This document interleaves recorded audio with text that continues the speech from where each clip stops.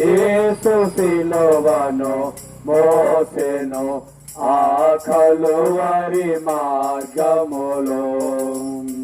పాపములోని ఉండువా పాపము వలన మరణము, పాపములోని ఉండువా పాపము వలన మరణము.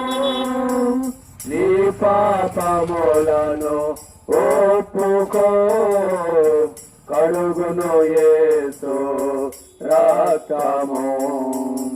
నీ పాపములను ఒప్పుకో కడుగును యేసు రక్తము ఆ కలువరి మార్గములో.